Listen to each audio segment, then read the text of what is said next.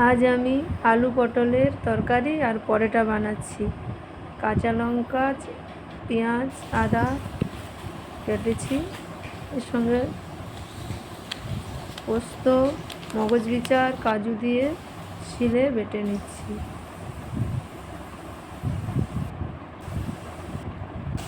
আলুগুলো আগে লাল করে ভেজে নিচ্ছি। আলুগুলো ভাজা হয়ে গেছে, তুলে পটলগুলো ভেজে নিচ্ছি।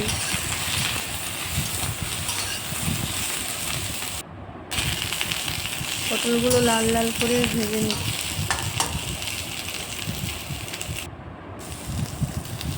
একটু নুন দিয়ে দিলাম পটলে।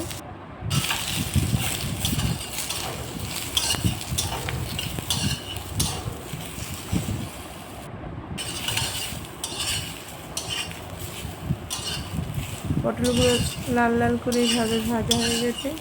তেল কিন্তু আমি কমই দিয়েছি। পটলগুলো তুলে নিচ্ছি। কিছুটা তেল দিয়ে দিলাম, তেজপাতা দিয়ে দিলাম, পেঁয়াজ কাঁচা লঙ্কা কুচিয়ে রেখেছিলাম দিয়ে দিলাম। পেঁয়াজটা একটু ভাজা ভাজা হয়ে গেলে, লাল লাল হয়ে গেলে এর সঙ্গে আদা বাটা দিয়ে দেব। আদা বাটা একটু পেঁয়াজের সঙ্গে লাল লাল হয়ে যাবে।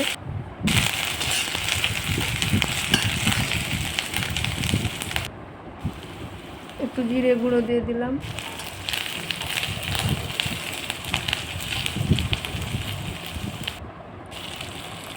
বাটাটা দিয়ে দিলাম, কাজু, মগজ বিচা, পোস্ত বাটা যে রেখেছিলাম সেটা দিয়ে দিলাম।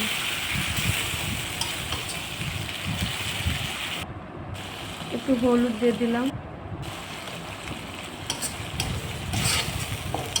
এবার একটু এটাকে লাল লাল করে ভেজে নিলাম সব কিছু দিয়ে।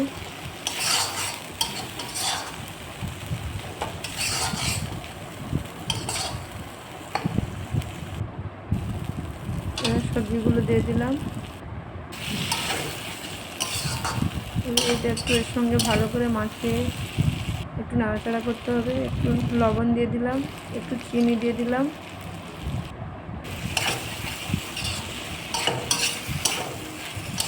একটু কষিয়ে নিতে হবে, কষিয়ে নিলে একটু ভালো লাগবে।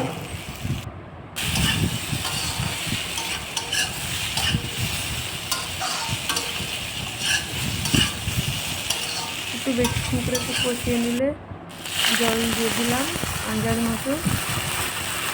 তরকারিটা মাখা মাখা হবে, যেহেতু পরোটার সঙ্গে খাওয়া হবে।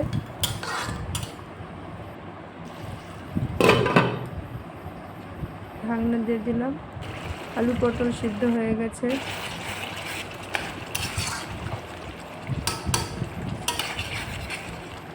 এবারে এর মধ্যে একটু গরম মশলার গুঁড়ো দিয়ে দিচ্ছি।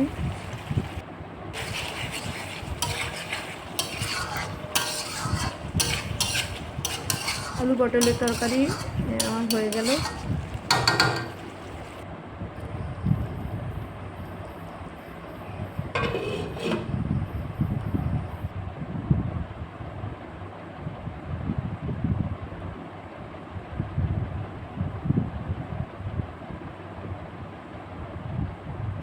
আটার মধ্যে নুন, চিনি আর তেল দিয়ে মাখিয়ে রেখেছিলাম কিছুক্ষণ।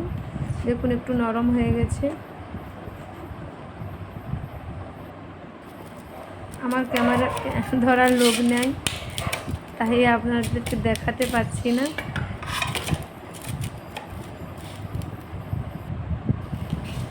আটাটাকে ভালো করে আমি এইভাবে মাখিয়ে নিয়েছি, একটু দেবে নিলাম।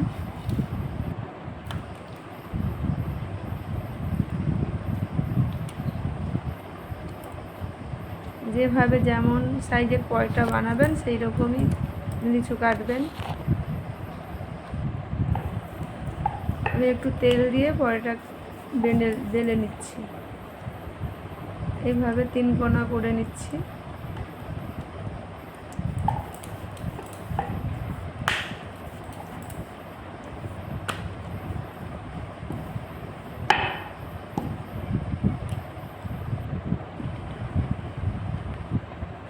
কড়া গরম করে আমি রুটিটাকে দিয়ে দিলাম এখানে।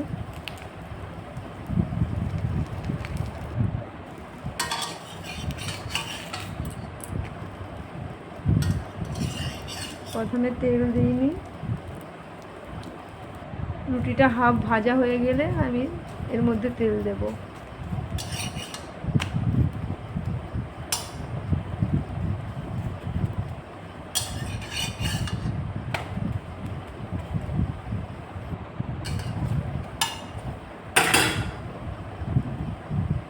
একটু তেল দিয়ে দিলাম।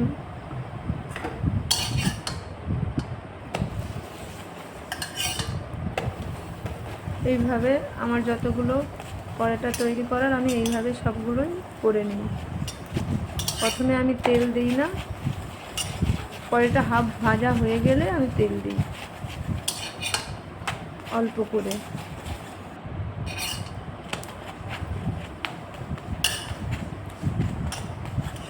এইভাবে লাল লাল করে পরোটাকে আমি ভেজে নিলাম।